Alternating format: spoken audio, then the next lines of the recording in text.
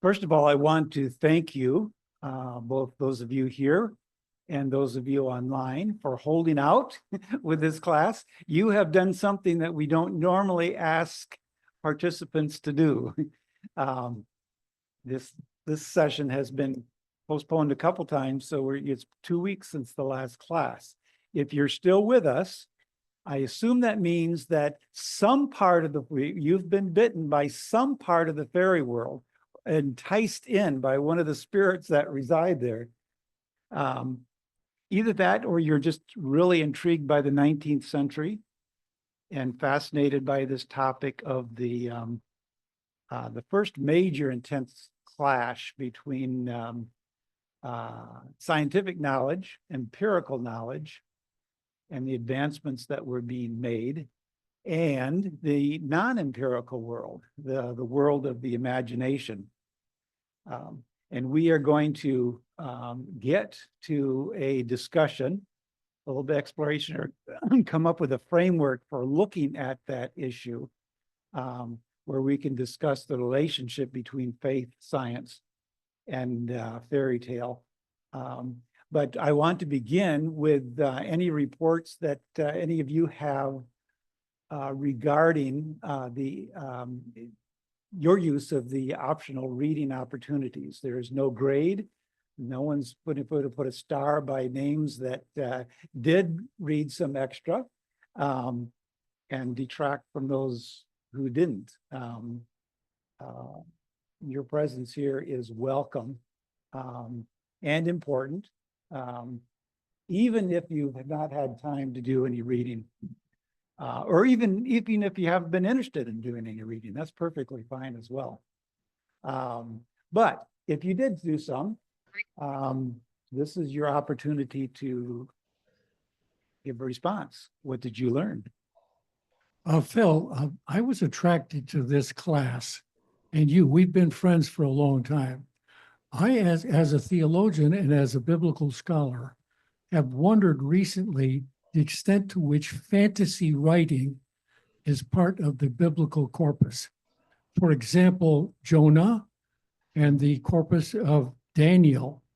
I think there's evidence that there's some fantasy there, and it conveys truth. And we have been captured by a literalist interpretation of the scriptures, which has been unfortunate. Of course, some things are historical. Many things may not be historical in the way that we normally think. And so that's why I am here, and I am curious about the possibility of fantasy, not fairy tales. I like to think of fantasy as part of the literary heritage from the Bible. Thank you.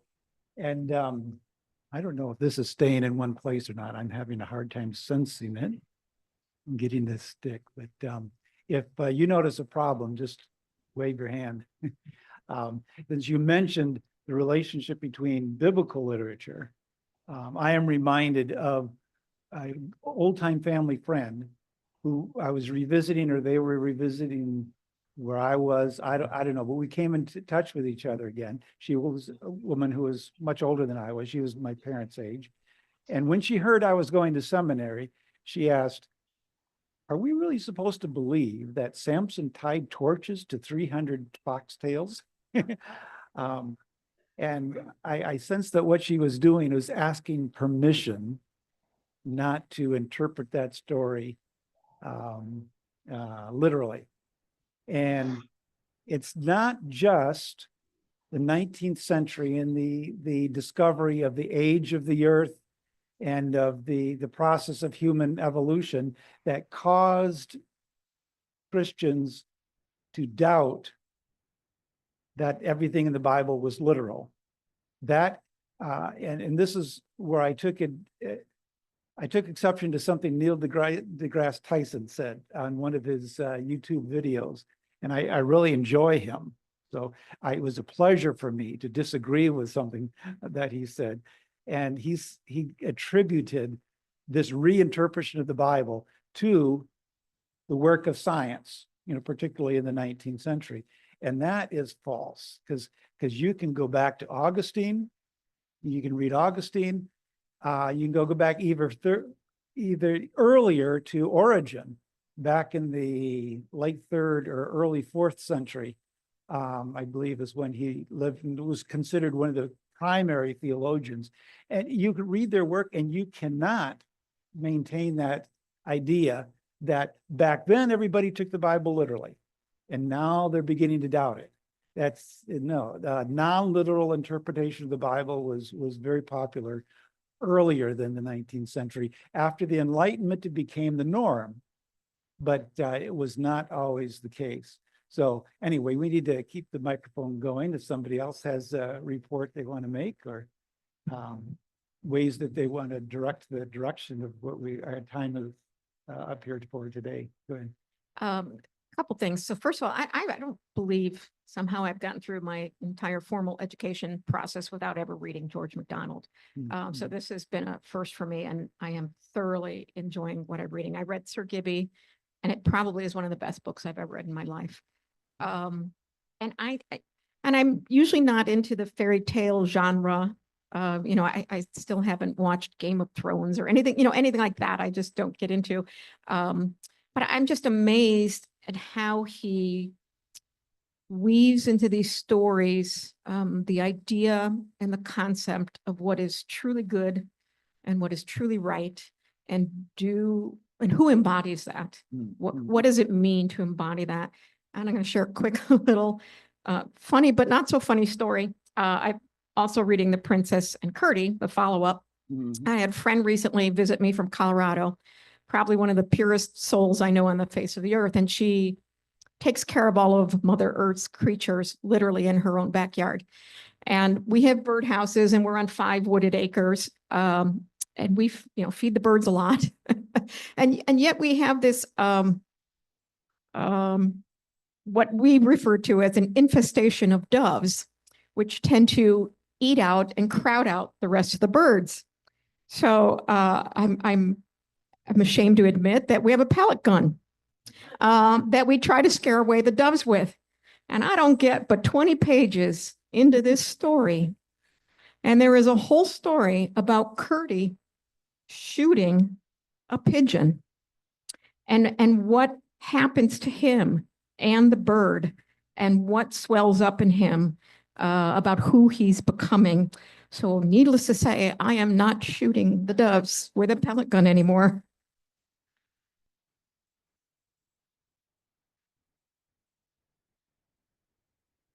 Anybody else? By the way, Sir Gibby is one of George MacDonald's novels, but it's rather different from his other novels, and it's very much like Dickens. And it is rumored to have influenced Mark Twain. I haven't figured that out yet, but it is rumored to influence Mark Twain on. It got twisted. Okay, all right. It is rumored to have influenced Mark Twain's Tom Sawyer and Huckleberry Finn stories. So Twain was taken by George MacDonald when they met, and had made a trip to England so he could visit him there in London. Anybody else? Okay. Something in here, a Absolutely. comment that Twain made about memory and its power to change what we did experience. He said, I remember everything that ever happened to me and some things that didn't. Our minds will sometimes make up stories from our wishes or dreams that aren't really what happened. And it's amazing what the mind and the imagination. Yeah, I was going to say that ties into what we've been discussing particularly the last session, as far as the faculty of the imagination, and how MacDonald was one of those who maintained in the Victorian era the strong emphasis that the Romantic poets in the previous part of the century had placed on this imagination, particularly Coleridge, but Wordsworth as well. seeing this as a human faculty that we have not given enough attention to. And it was more powerful than we admit when we usually use the word imagination. We sometimes even demean, oh, that was just your imagination. But they believed that it was an active force in the world, and that the world, the natural world, actively engaged with it. So there was something mystical going on there, something not empirical, but something true going on between our imaginative faculty and the world's ability to influence it and respond and interact with it. Anyway, you brought up The Princess and Curdie, which is the sequel, and if you have not had a chance to read any further in MacDonald beyond Princess and the Goblin, this is the sequel, and it would still be a good place to a natural place to follow up. I had mentioned that George MacDonald did not directly focus attention on the science going on in the day, like others did, like Matthew Arnold did, and Huxley, of course, and a bunch of other writers on both sides of that issue. But that wasn't completely true. And my rereading Princess and Curdie, at least parts of it, reminded me of that. What I remember from my first reading of Princess and Curdie is that he takes the process of evolution, the idea of evolution, and he works with it, rather than find a reason to oppose what science is finding out. He engaged with it, and not necessarily in a scientific way, but he makes imaginative use of this idea of evolution. And he develops this theory not only of becoming, like several other holders on to the Romantic era in the Victorian age. Or what I mean by that is that a lot of people are saying, oh, we as a race, because of science, are getting better and better all the time. The world is getting better and easier and grander and everything like that, the whole Crystal Palace idea. But some folks were more concerned about humans progressing at a different level, at a moral level, that's where we need to be focused on our improvement. And in Princess and Curdie, he develops that a little bit further than he did with talking about the goblins in this the first fairy tale. And one of the ways he does it is shows that we can devolve too. Well, no, that he introduced that idea with the goblins, that they had devolved, but he explores that even further and shows in the course of the story. Of course, this wouldn't happen, naturally, but of course, this is the world of the imagination. He shows how people can devolve, and when they devolve morally, they also devolve physically. Fortunately for Curdie, he doesn't devolve because he gets arrested and realizes where he's been slack. But also in The Princess and Curdie, he addresses the whole, this is what I'd forgotten, he addresses this whole idea of geology as a science. Remember, geology had not been named as a science. Everything was natural philosophy that had anything to do with the world. And it was in the 19th century, right at the beginning of the 19th century, that more and more people were studying, particularly a Scottish compatriot of George MacDonald, studying how the earth actually changes and how old it is, and the process that cause things from below to raise up, and how we can see strata, and how the rocks are telling us a story. MacDonald takes this and addresses this at the very beginning of Princess of Curdy and plays with it and makes it kind of a human, almost as if these mountains, the earth is human and it's what lay down below hidden is now being raised to the surface, almost in a glorious act, and is allowed to see the light of the sun, which it knew only from the heat of the earth before. And how as the earth comes to the surface, over millions of ages, he says, so he's accepting the fact that the earth is old, it brings with it gifts for us.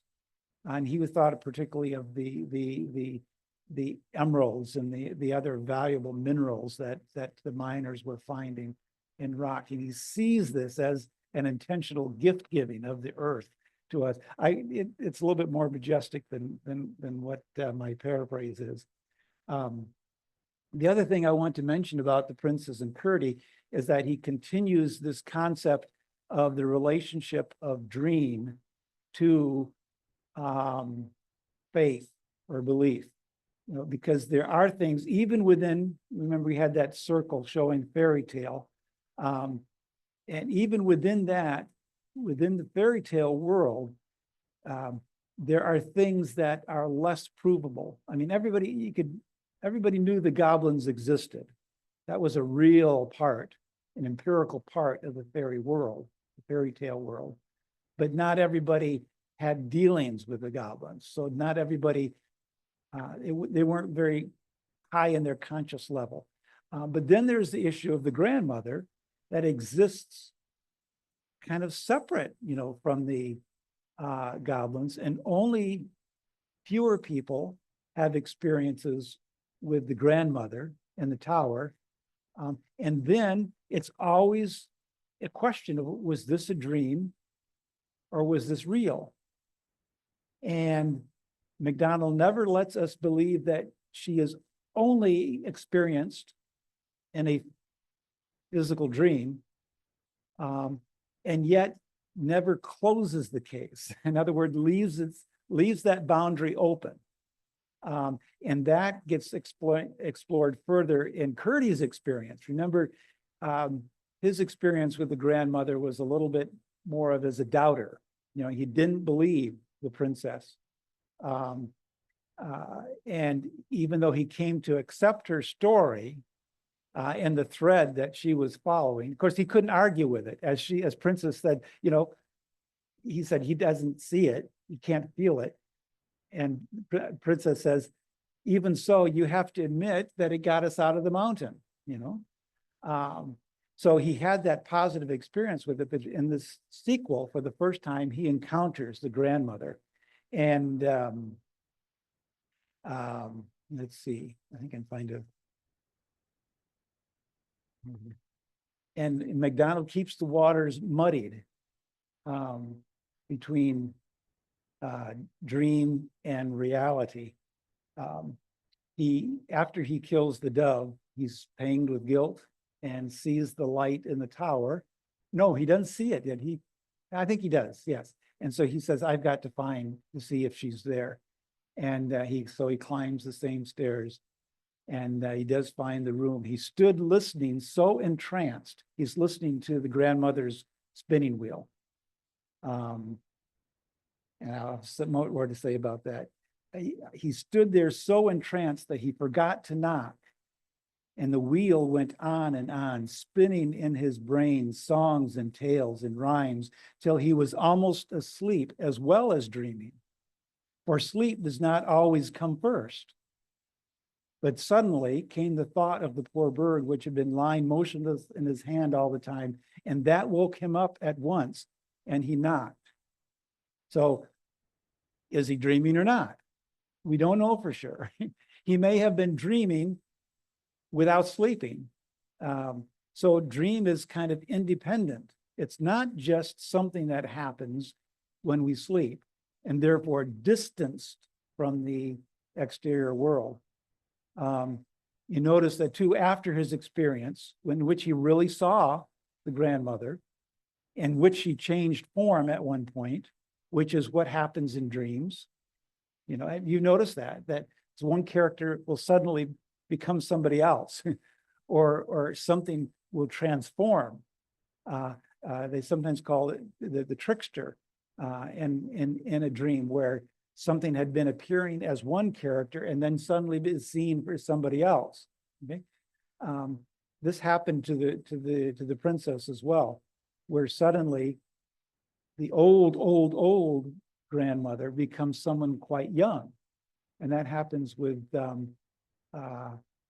Curdy's experience too, that there's a transformation. And this, remember, is before Jung and Freud. It's uncanny the way he taps into the unconscious this way, into the dream world in a similar fashion. So that transformation takes place, but there's when he leaves, he turns back and he doesn't see it anymore. So MacDonald is unwilling to let us believe that this is only in dreams, but he's also unwilling to let us rest in the fact that we will always be able to see it, that it's always empirically there. The other thing that happens early on in his encounter with the grandmother is a connection between this dream world, or this grandmother that he's never seen in person before, and his own real life. Because when he hears and sees for the first time the spinning wheel of the grandmother, he recalls that is when he learned to sing as a very, very young boy. He learned to sing by listening to his mother's spinning wheel. So a connection is being made between the grandmother and his real life experiences. That his singing ability really could be seen in the first story as a spiritual gift, that helps both him and the princess. And here it's being connected to his supposed dream. Well, anyway, I don't want to spend all of our time there. I do want to call attention to the fact that Curdy is still allowed to doubt, both in the first story and the second story, and through a number of other fairy tales too. Doubt is never the enemy of faith. No one is ever chastised. They're chastised sometimes for disbelieving and not acting on what they know, or should put two and two together and not act on it, but they are never chastised for doubting. So we are allowed to doubt, and characters will ask, was I just dreaming? One place, not in the story, but MacDonald said, doubt is the hammer that breaks the windows clouded with human fancies and lets in the pure light. And I don't know if we mentioned it, but when we were talking the first session about religious responses to the science of the world, Tennyson had that line in In Memoriam. He says, there is more faith in honest doubt, believe me, than in half the creeds. So there were people in that era who were trying to point out that, just because you have this creed and recite it every week does not really mean a whole lot. That may represent faith for you, but not necessarily. Your doubt may bring you closer to God than your creed does. In fact, what it was one place MacDonald said, anger toward God is far closer to God than indifference. He saw things in a little bit of different light than many people do. The Golden Key. Did anyone get a chance to pick up that one? Take a look at that. I mention it here because many people consider this his finest fairy tale, the one that goes the deepest. You'll find a little bit different than The Princess and the Goblin, a little bit closer to his adult fantasies, fairy tales, named Phantastes and Lilith. Phantastes was the first fairy tale that MacDonald wrote. I think he even started it before he left active ministry. And then he wrote kind of a companion piece, not exactly. They're related. Another one for adults called Lilith, toward the very end of his life. but it's got a little bit different bit of a feel to it. But again, this concept of dreams and how they're related to the fairy world is brought up. And you can tell in the story that he believes, like Tolkien did, or maybe Tolkien believed because MacDonald believed, that you can't use dream as an entryway into the fairy world.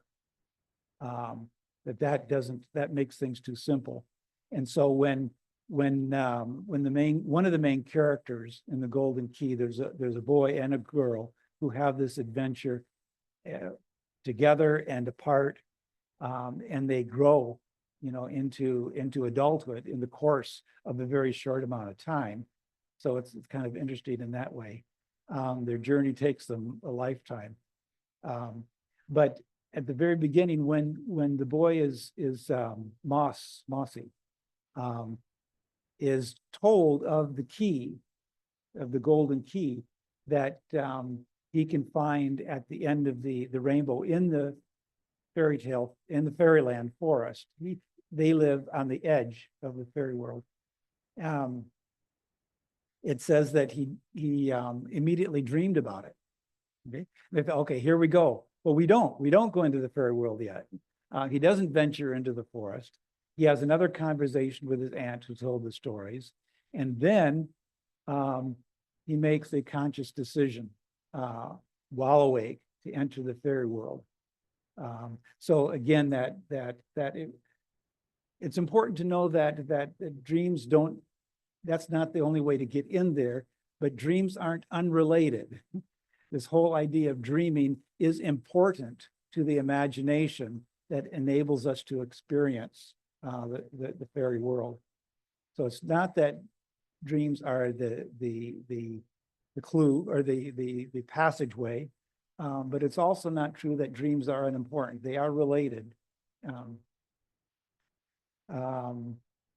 And then I wanted to mention the Light Princess just because it also is different.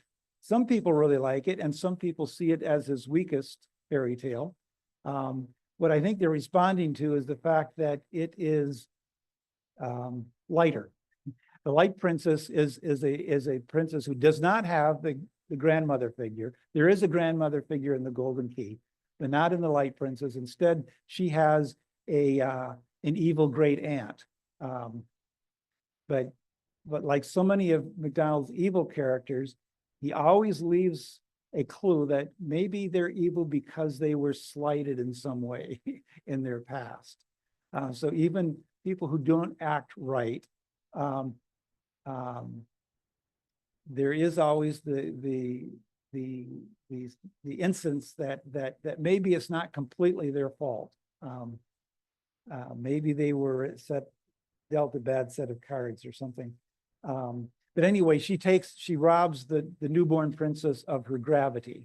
So she floats, and she grows up, it's a problem, but she enjoys it, immensely. But along with that lack of gravity is a lack of gravity in the other sense, that she's always giggling and laughing, and they're worried about whether she's ever going to get married. But anyway, it's lighter, it's not as deep, and it's very funny.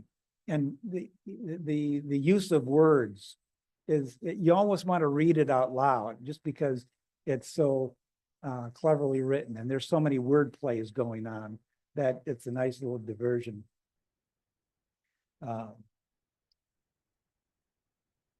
And then I also want to mention At the Back of the North Wind, because other people do consider this his best fairy tale. And it too is a little bit different, a little bit more sentimental. How can you not be sentimental if your story is about a child who is in the process of dying? But very few people have taken it to the depths that MacDonald does in this.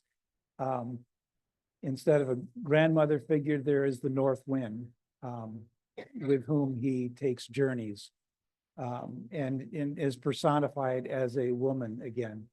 I really don't know if and again, none of his characters all automatically stand completely for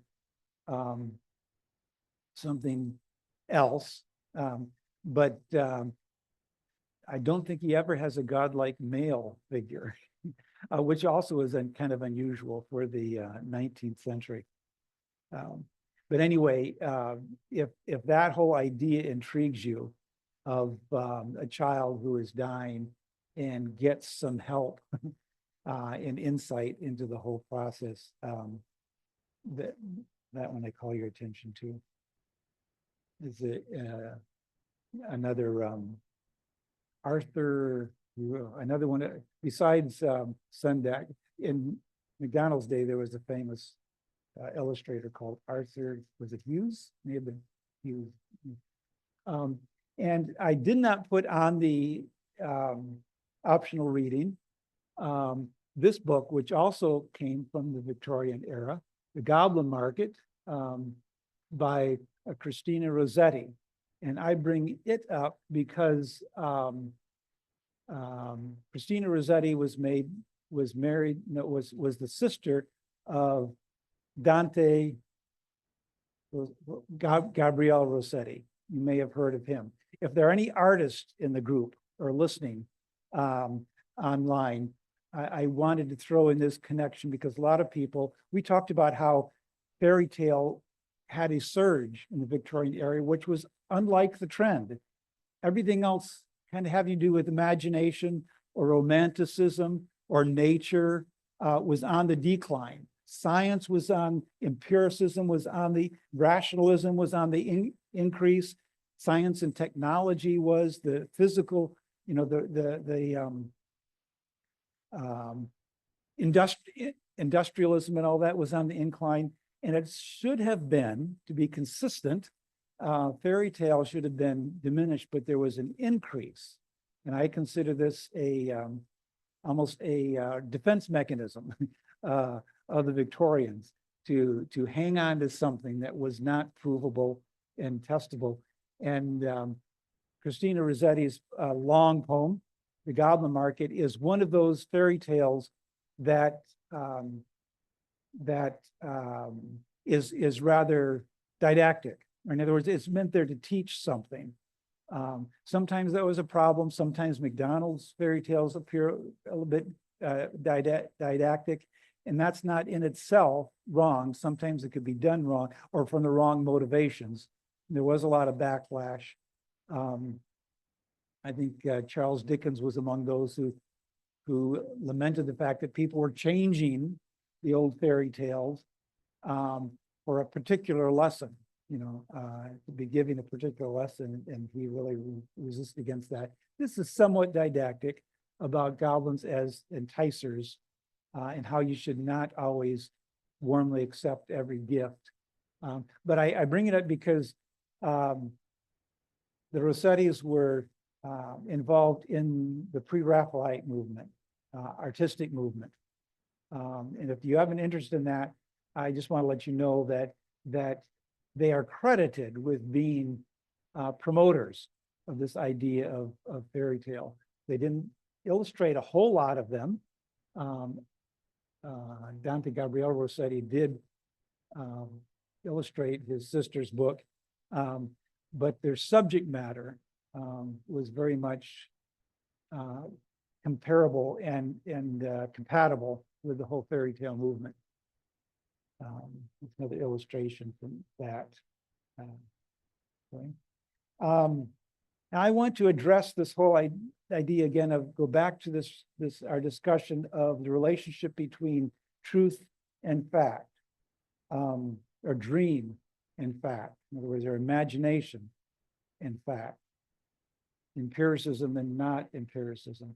I called attention to the fact that this quote, "A dream may be full of truth and a fact may be a mere shred for the winds of the limbo of vanities."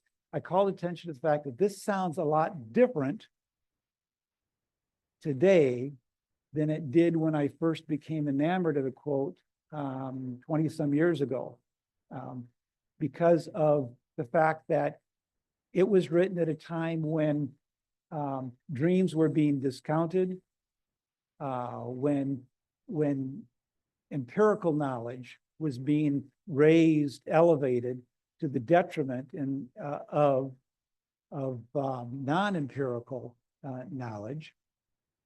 And today we are seeing kind of the opposite. Today, facts are being attacked, or at least disregarded, you know. And I don't have to get into that.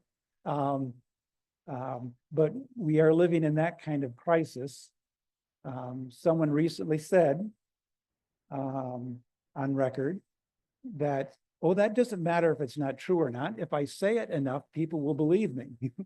I won't say who said that, but that's the world we are living in now, where facts are getting slippery, and we're not knowing who to trust, and we are not being able to talk to each other because we have different sources of, I won't say alternative facts. I still believe alternative fact is a lie, but we're still not agreeing on what facts are. So we have a fact problem today that didn't exist necessarily in the same way in the 19th century or back 20-some years ago, when I had a faulty impression that scientists didn't believe anything else other than facts. I want to extend this a little bit further, and by telling you what was probably behind MacDonald's mind, the image of facts that was behind his quote.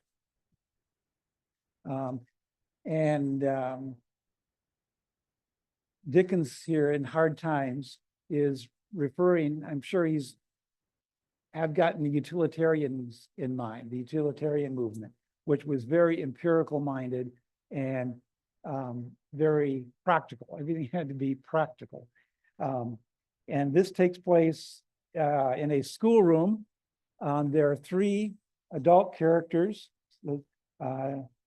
Thomas Gradgrind is one of the characters. I think he's like a director of the school.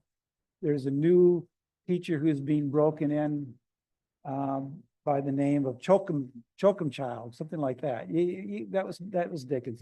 He's not playing coy here. He's being very obvious about what's going on. This is hyperbolic, okay? Understand that. But this is the idea. He's exaggerating, but maybe not so much. And there's another inspector who's going to be judging this teacher. And he comes on the scene by saying, now what I want is facts. Teach these boys and girls nothing but facts. Facts alone are wanted in life. Plant nothing else and root out everything else. You can only form the minds of reasoning animals upon facts. Nothing else will ever be of service to them. This is the principle on which I bring up my own children. And this is the principle, and stick to the facts, sir. The scene was a bare, monotonous vault of a schoolroom, and the speaker's square forefinger emphasized his observations by underscoring every sentence with a line on the schoolmaster's sleeve. The emphasis was helped by the speaker's square wall of a forehead, which had his eyebrows for its base, while his eyes found commodious cellarage in two dark caves overshadowed by the wall. Anyway, let's get to it. In the classroom, girl number 20, said Mr. Gradgrind, squarely pointing with his square forefinger. I don't know that girl. Who is that girl? Sissy Jupe, sir, explained number 20, blushing, standing up, curtsying. Sissy is not a name, explained. Sissy is not a name, said Mr. Gradgrind. Don't call yourself Sissy. Call yourself Cecilia. It's my father as calls me Sissy, sir, returned the young girl in a trembling voice and with another curtsy. Then he has no business to do it, said Mr. Gradgrind. Tell him he mustn't. Cecilia Jupe. Let me see. What is your father? He belongs to the horse riding, if you please, sir. Mr. Gradgrind frowned and waved off the objectionable call with his hand. We don't want to know anything about that here. You mustn't tell us about that here. Your father breaks horses, doesn't he? If you please, sir, when they can get any to break, they do break horses in the ring, sir. You mustn't tell us about the ring here. Very well then, describe your father as a horse breaker. He doctors sick horses, I dare say. Oh, yes, sir. Very well then. He is a veterinary surgeon, a farrier, a horse breaker. Now, give me your definition of a horse. Sissy Jupe, thrown into the greatest alarm by this demand. So there was silence. Girl number 20, unable to define a horse, said Mr. Gradgrind. Girl number 20 possessed no facts in reference to one of the commonest of animals. Some boy's definition then of a horse. Bitzer, yours. Quadruped, Bitzer replies. Quadruped, graminivorous, 40 teeth, namely 24 grinders, 4 eye teeth, and 12 incisive. Sheds coat in the spring. In marshy country, sheds hooves too, hooves hard, but requiring to be shod by iron. Age known by marks in the mouth.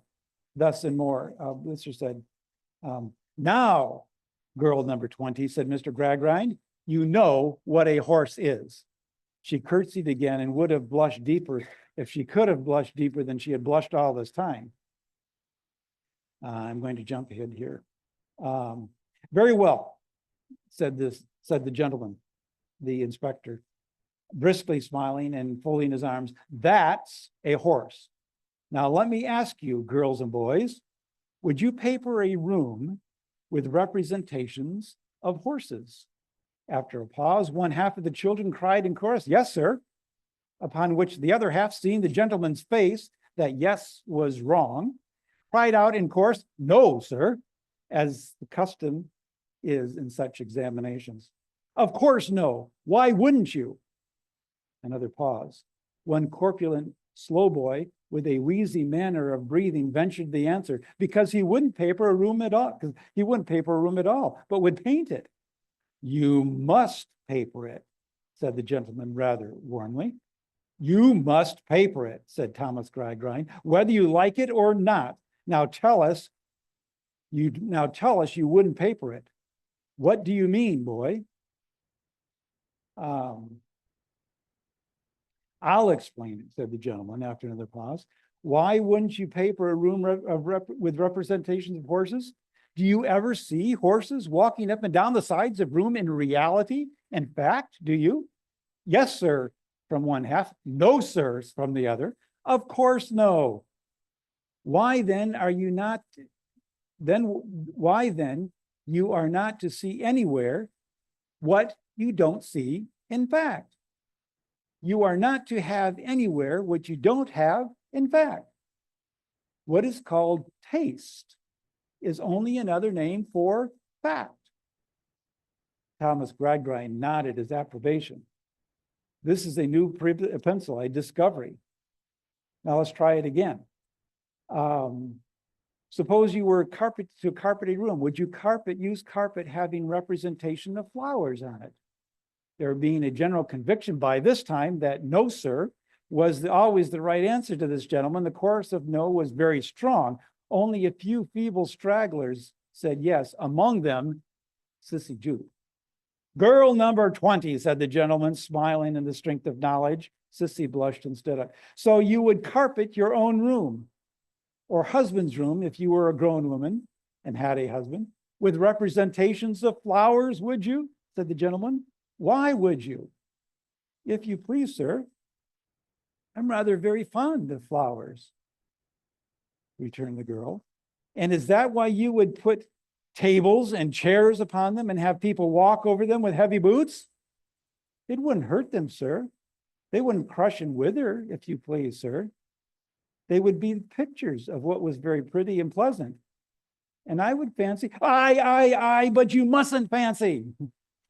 That's it. You are never to fancy. You are not, Cecilia Jupe, Thomas Gradgrind solemnly repeated, to do anything of the kind. Fact, fact, fact, said the gentleman. And fact, fact, fact, repeated Thomas Gradgrind. Okay, that's enough to get the idea. Okay. That's the kind of threat that some of these Victorians, romantics in the Victorian era, saw as a possibility of people getting too gung-ho with the Industrial Revolution, with the advance of science and discoveries and things like that. That is an exaggeration, but that's the world in which the previous quote was uttered. It's in that light that here's another statement of George MacDonald. Some dreams are truer than the plainest facts. Fact at best is but a garment of truth, which has 10,000 changes of raiment woven on the same loom. Notice here, even his prose writing, this idea of a loom is very important to him. Truth and fact, dream and fact might be related, might have the same source. Let the dreamer only do the truth of their dream, and one day they will realize all that was worth realizing in it. So just as a fact may be inconsequential, it shouldn't be revered just because it's a fact. Also, he's admitting here that dreams could be ineffectual. Dreams on their own don't do much. Remember the thread? You've got to follow it in order to feel it. Only let them do the truth of their dream. There is a relationship between the dream and the physical empirical world. If it's truth, then it's truth. And it requires something of us. A creed is no good by itself. Unless a creed is put into action, it has no value, any more value than an inconsequential fact.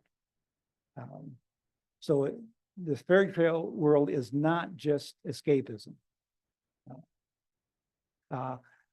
We also talked about last time that the fact that a fairy tale is not allegory. The difference between a fairy tale and allegory, or a myth and allegory, is that in allegory, the whole idea is that every element in your story, there on the left, has got a referent. Or we go back, everything that you see on the left in the real world side on the left has a counterpart, a representative in the story.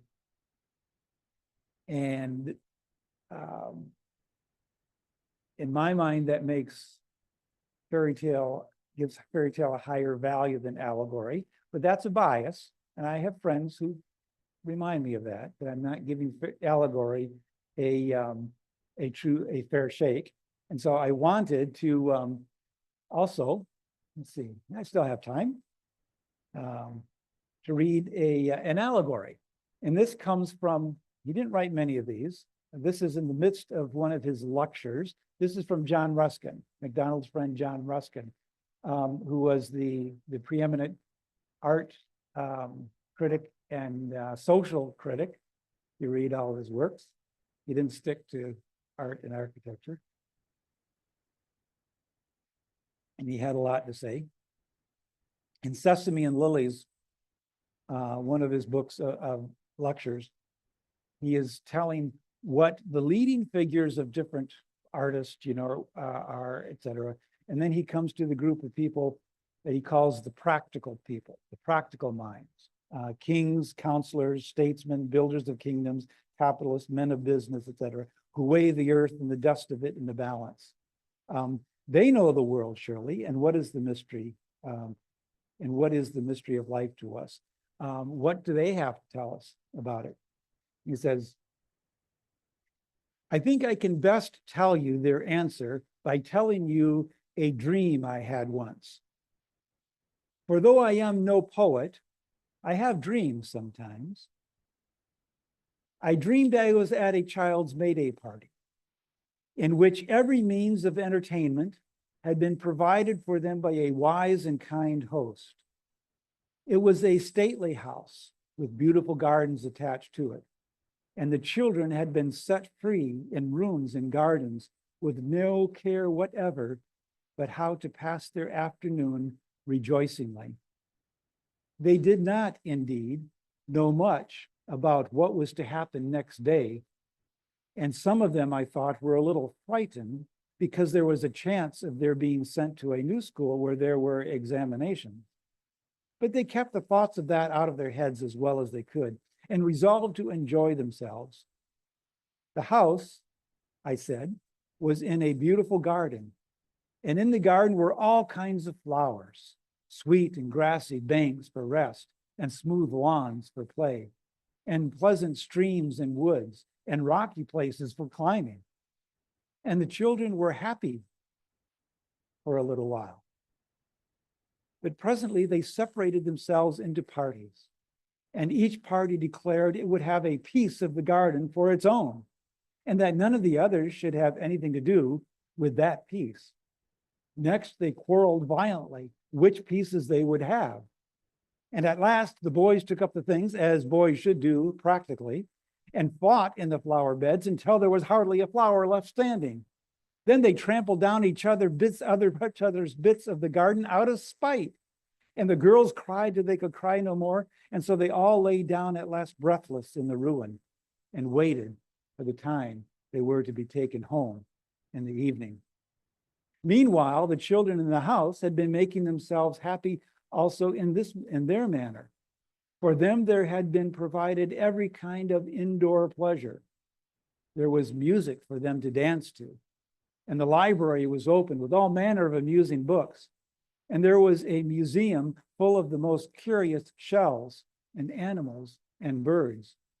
And there was a workshop with lathes and carpenter's tools for the ingenious boys. And there were pretty fantastic dresses for the girls to dress in. We got some gender roles going on here in the 19th century. And there were microscopes and kaleidoscopes and whatever toys a child could fancy. And a table in the dining room loaded with everything nice to eat. But in the midst of all this, it struck 2 or 3 of the more practical children that they would like to have some of the brass-headed nails that studded the chairs. And so they set to work to pull them out. Presently, the others who were reading or looking at shells took a fancy to do the like. In a little while, all the children nearly were spraining their fingers and pulling out the brass-headed nails. With all that they could pull out, they were not satisfied. And then everybody wanted some of somebody else's. At last, the really practical and sensible ones declared that nothing was of any real consequence that afternoon except to get plenty of brass-headed nails, and that the books and the cakes and the microscopes were of no use at all in themselves, but only if they could be exchanged for nail heads. At last, they began to fight for the nail heads, as the others had fought for the bits of the garden. Only here and there a despised one shrunk away in a corner and tried to get a little quiet with the book in the midst of the noise. But all the practical ones thought of nothing else but counting nail heads all the afternoon, even though they knew that they were not allowed to carry so much as one brass knob away with them. But no, it was, who has the most nails? I have 100, you have 50. Or I have 1,000 and you have 2. I must have as many nails as you before I leave the house, or I cannot possibly go home in peace. At last they made so much noise that I awoke and thought to myself, what a false dream that is of children. The child is father of the man and wiser. Children never do such foolish things. Only men do. So that's Ruskin using his imagination. He didn't dream that, I mean, I suppose, but he used the form of dream to get some of his points across.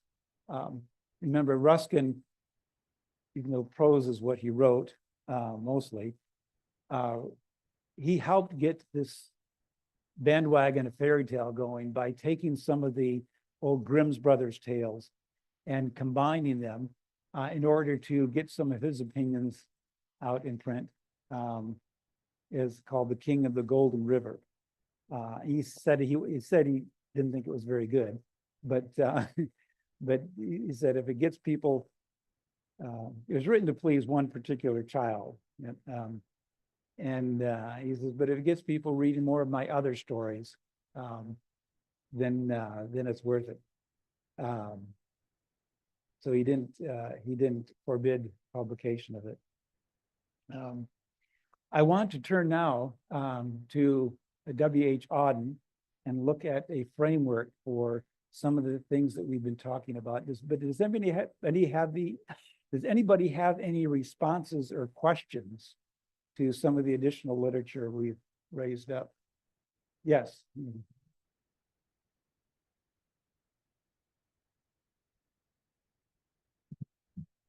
Thank you, Phil, for this discussion.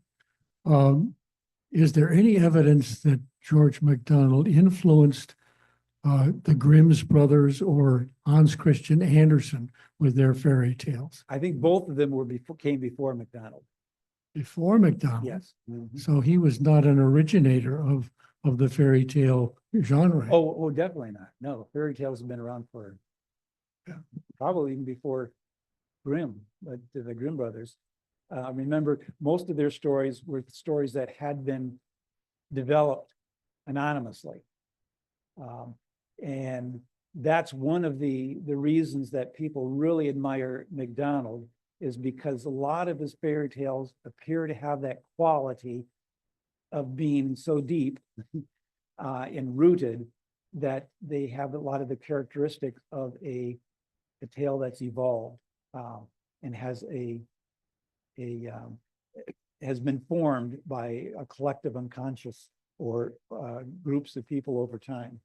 So you can tell when someone is just, oh, I'm going to write a fairy tale and make something up, and when something springs out of a need for some kind of explanation of some kind of truth. Anyway, that's more of an answer than you wanted, but no, they existed already, the Grimm's Brothers tales. Yeah. It might be that the Grimm brothers were not as old as we think. I mean, they were gathering tales in Germany among the different duchies and regions of Germany. So the tales themselves had been retold over the ages. What are the dates on Ruskin? Like early 1800s, like 1870 or something? He was born. Anyway, I can't. I can't easily. But it might be that the Grimms were gathering these tales in more like the early 1800s. And so maybe there is more of a all I know is that time. I think but that, here we go. They were trying not to rewrite the tales. They were trying to only listen to enough versions of it that they would choose which one seemed to be the most central way of telling the tale. Okay, this was first printed no, that can't be right. Oh, let's see.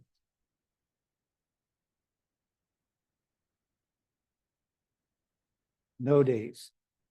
But I know that they were around by the beginning of the 19th century. Yeah.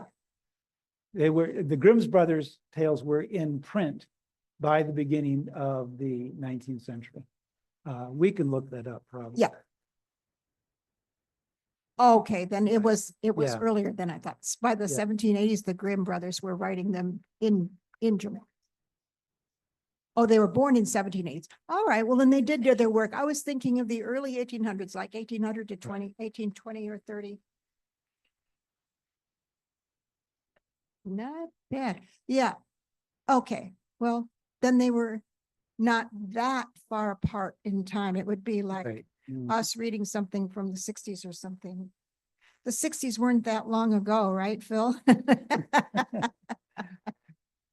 So we say a collective amen. Yeah. Okay, any other questions or responses before we go on?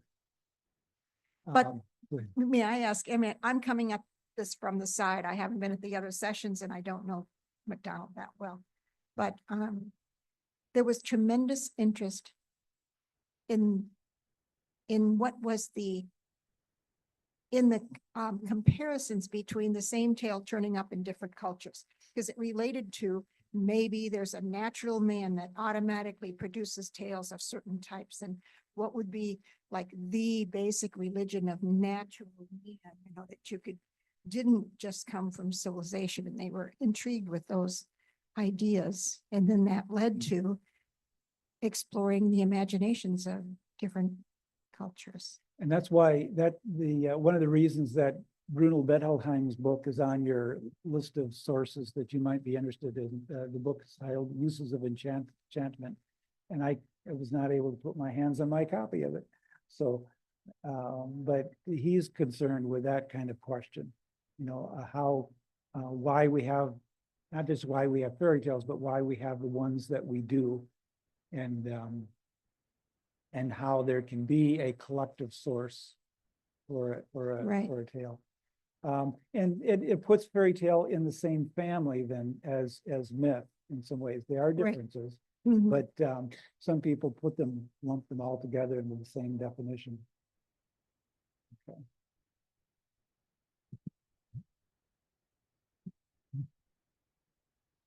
Well, I like what Linda just said, and one of those prototypes that seems to me to follow through many cultures and civilization is the story of Beauty and the Beast, or someone kissing the frog. Beauty and the Beast goes way beyond ethnicity and religion, and of course it's picked up in Christianity and perhaps in Judaism, and I don't know about Islam. But you have this thing about you were done evil to, and you have consequences, and love overcomes the evil that you've done. I think the Phantom, the Phantom story is also picks up on Beauty and the Beast, and this is a recurring theme, it seems to me, and it's bigger than any creed. Mm-hmm.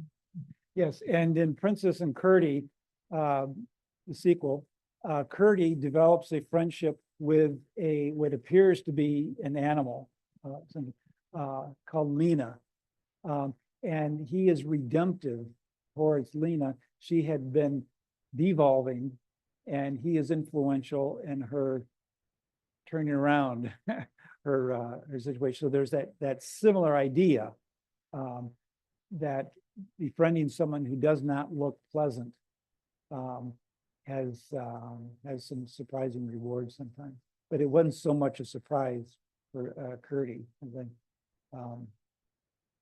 Anyway, I want to look a bit at W.H. Auden, who was born 1906 or 1907, which is right about the time that George MacDonald died. So they didn't intersect, their lives didn't intersect when, let's say, the torch got passed in a sense.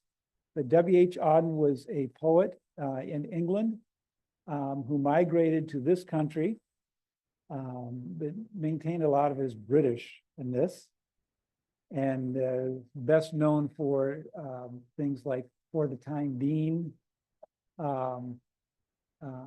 He dealt poetically with a lot of religious themes, but he was smitten with George MacDonald, who was a champion of his. He's one of those that called MacDonald mythopoeic, that word I defined in the first class as having to do with being able to touch myth or fairy tale at its roots, rather than just deal with its manipulated surfaces. And he said something in response, and most of these remarks are from an essay that got added to some editions of the Golden Key. He says, every normal human being is interested in two kinds of worlds. He's being presumptive here, but he says every normal human being is interested in two kinds of worlds: the primary everyday world, which he knows through his senses, and a secondary world or worlds, which he not only can create in his imagination, but also can stop himself creating.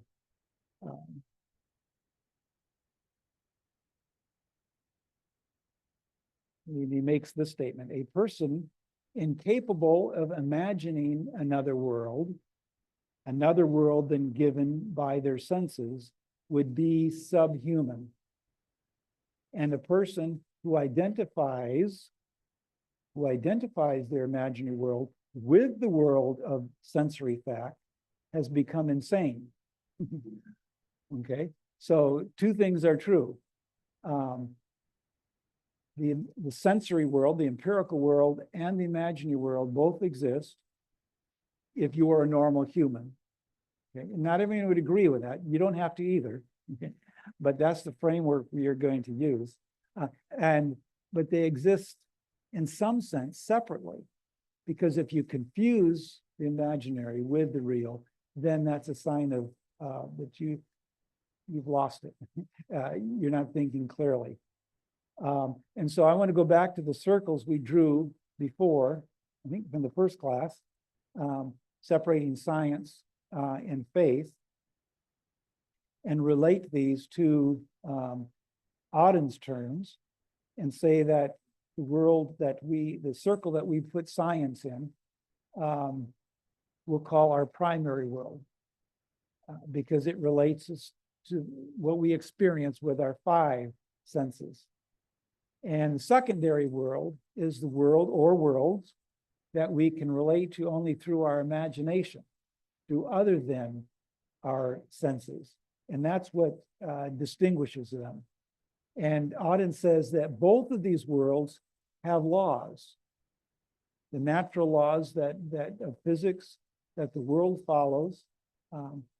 If it is in the primary world, it means it's operating according to natural laws.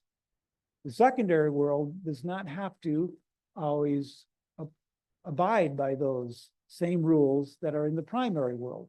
However, the secondary world does have its laws, and that's created by the author of a fantasy, or by the collective authorship that we were talking about earlier, when a culture or a society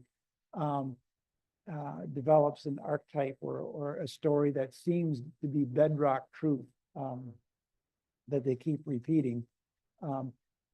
So things within that world have got to abide by certain laws for it to be consistent.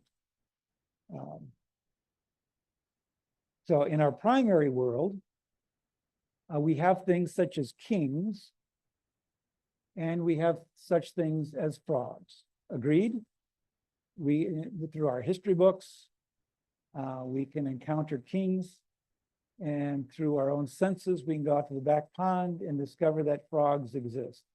In the second world, we have frog kings, okay, which we don't have in the primary world, unless you've already confused the two and one of those people who lost touch with reality. But there is a relationship. Because we have frog kings in the secondary world, it means we know that there are frogs in the primary world, and there are kings in the primary world.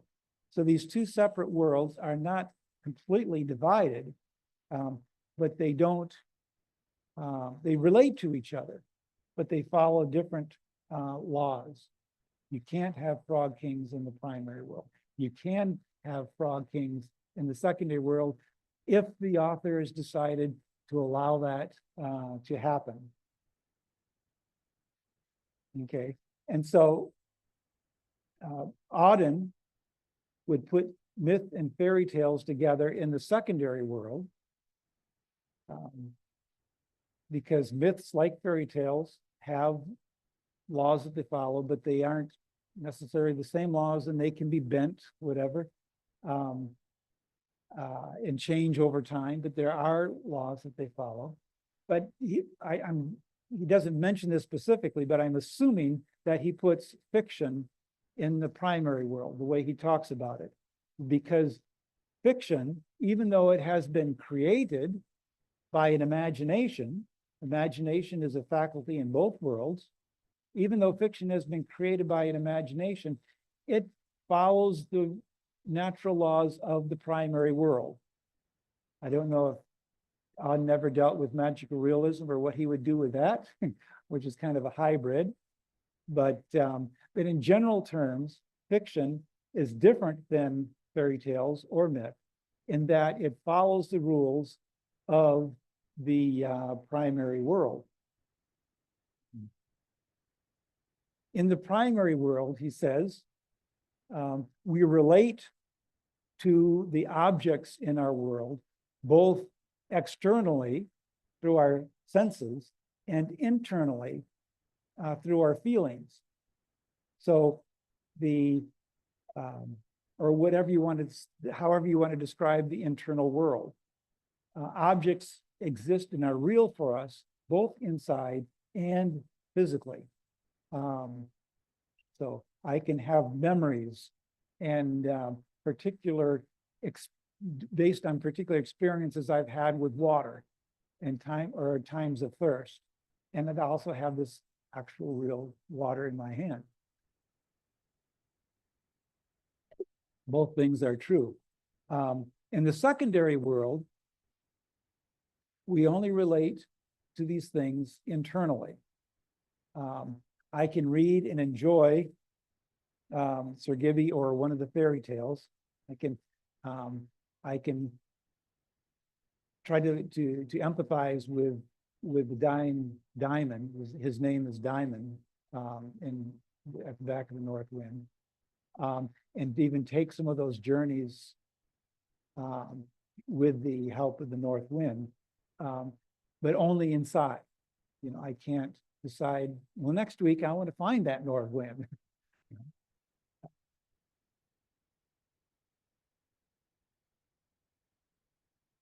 Another difference that Auden says about the difference between the primary world and the secondary world, we have much more take it or leave it with the primary world. But a fairy tale, on the other hand, demands of the reader total surrender. So long as you are in its world, there can be for you no other. That may be a little stretching things a little bit further than you may want to stretch them, but that's what Auden felt, that to truly experience a fairy tale, you enter its world. He calls attention to a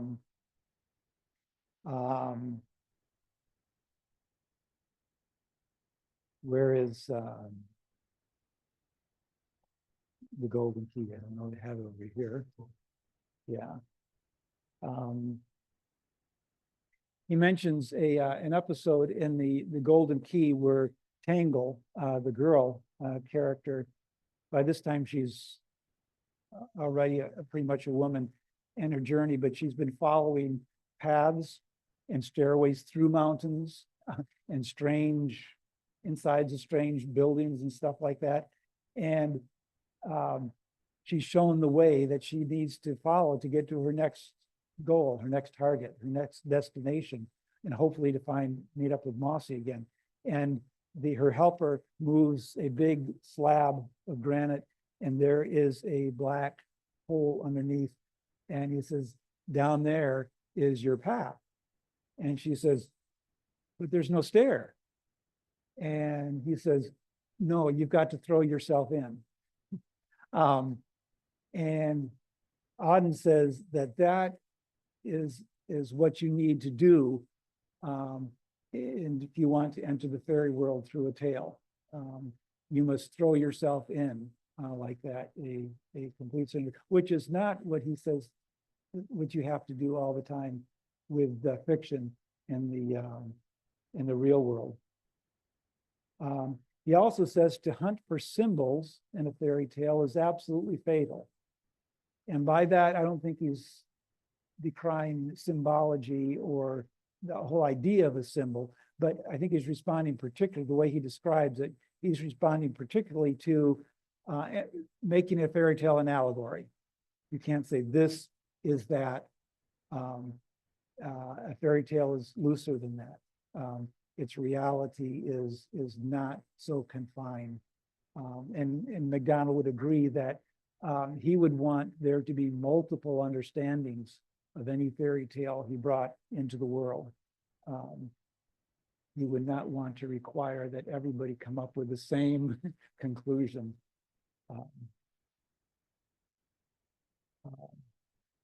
But if we have successfully, if we can put science, remember our title of this course is Faith, Science, and Fairy Tales. If we can put science in the primary world, sticking with the Auden's model here, and we can put myth and fairy tales in the secondary world, where do we put faith? That's our question for our remaining time. And it doesn't have to have one answer. This is a humanities class, and given the nature of HASP, it would be wrong for us to require an answer. So anything goes, as long as it helps you think about the issues at hand. Would be a lot of people who would be happy to put faith in a smaller circle within the primary world. But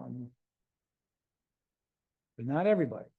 There would be other people who'd be very happy to put faith in a smaller circle in the secondary world. And say, you can't prove it. You can't prove God exists or the collective unconscious exists or whatever else, the zodiac, whatever, or your higher power. You can't prove that they exist. So they belong in the secondary world. My suspicion is that if we asked George MacDonald where to place faith, he would choose not to place it in either circle. And that he would create a third circle. And I thought it was kind of fitting once I decided to mark this out pictorially, that it wouldn't fit on my screen. Rather than make the other circles smaller, I decided to let faith be expansive and not completely defined by the screen, because I think if there is a circle of faith that's outside of both the primary world and the secondary world, it's got to relate to both, but it is a little bit more mysterious than either of the other circles. A little bit more open-ended.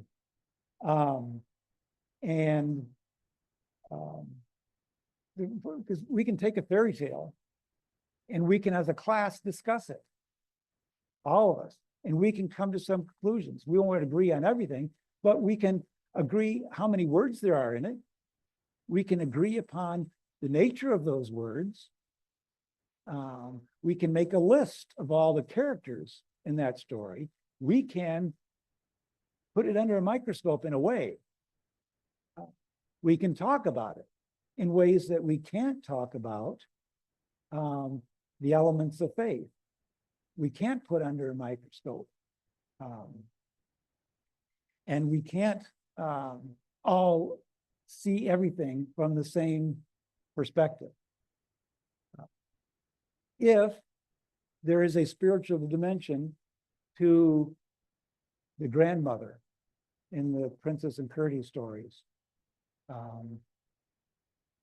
MacDonald makes sure that even the characters can't experience the grandmother the same way. In one place, Curdie is asking her about her names, because the princess referred to by a couple different names. And Curdie's experience even takes him in another direction. And she says something about, oh, I have 1,000 names. And it's not always the same with the same person, you know. So there's that looseness to it. But any reactions? Is that a crazy notion to create another circle for faith and your experience? Now, I've been trying to listen to a lot of atheists lately, online particularly, and because atheism has transformed a bit. Back at the beginning of our century, We had the new atheists who took things a little bit a step further than the older atheists, and demand, and we see religion in a negative light. We see it that it is primarily destructive in our world, which is not something earlier atheists did.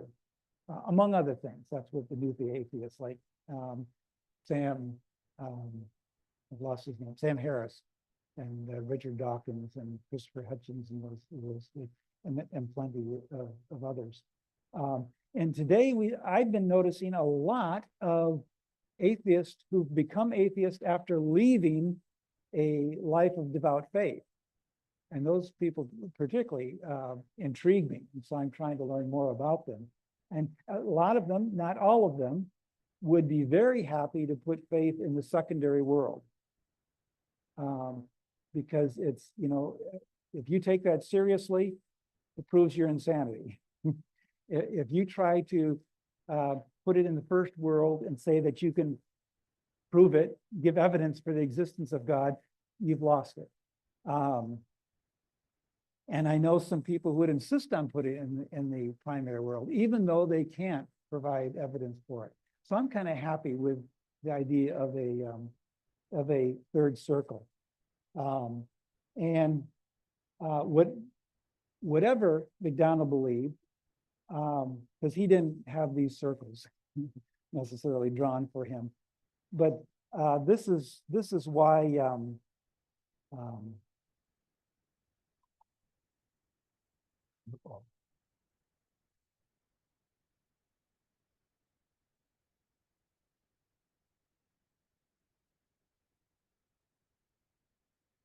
lost my page. This is why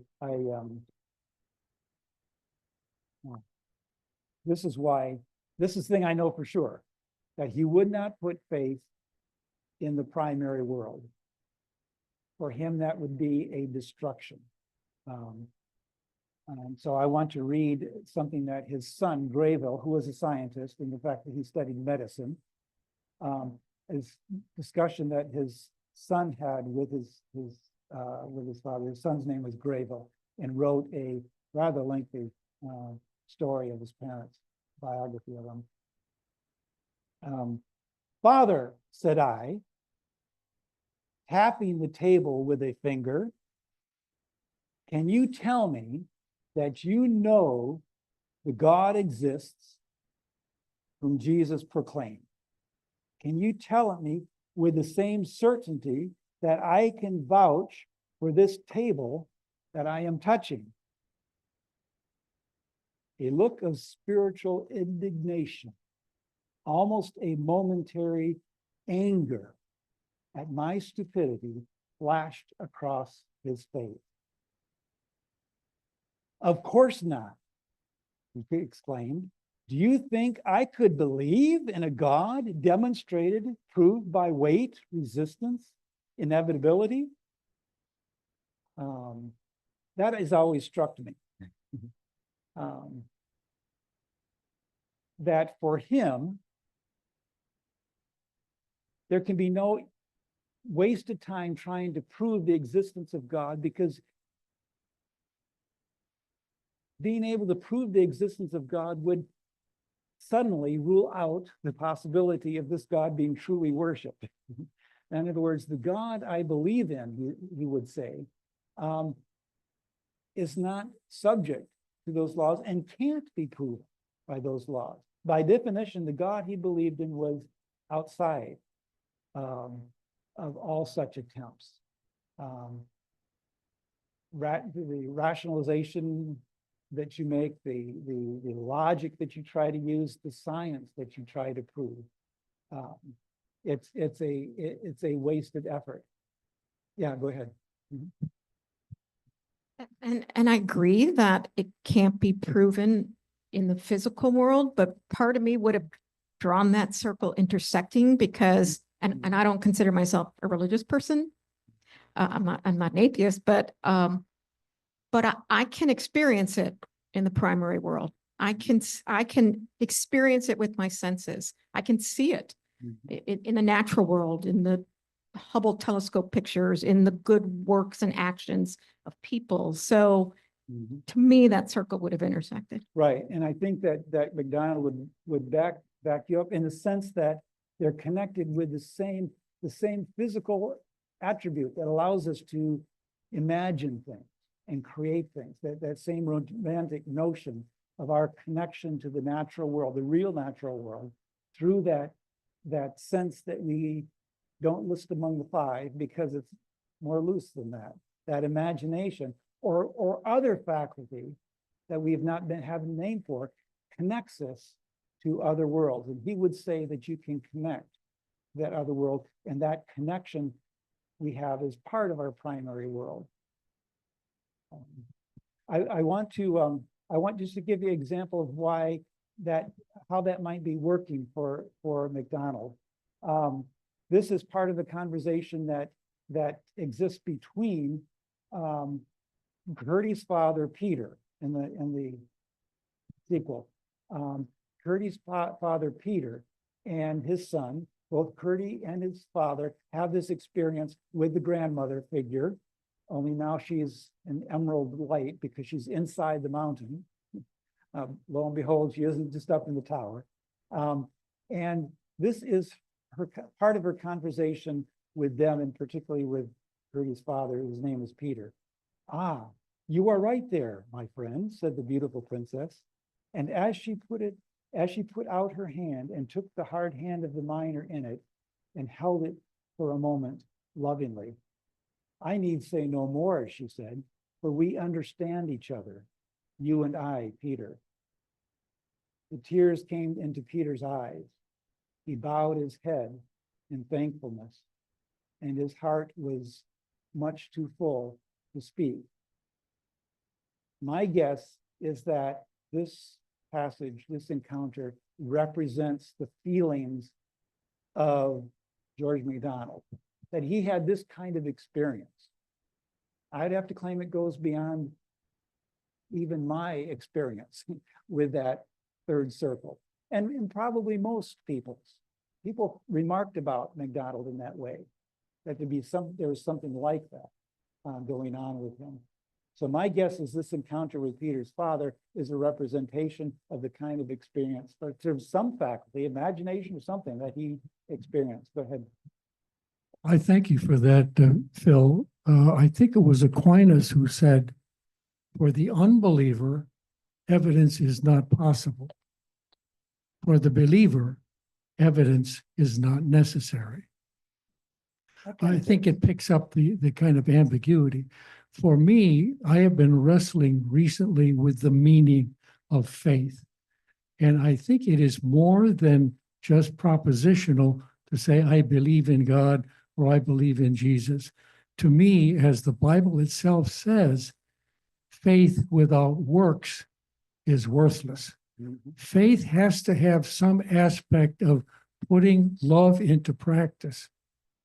And when you do that, you are confirmed in who you are and where you belong and what your destiny is. So I say some atheists may have the feeling that they are not believers, quote unquote, but if they are putting into practice ancient classical Christian values of love, justice, mercy, they are closer to the kingdom than they even are willing to admit. Okay.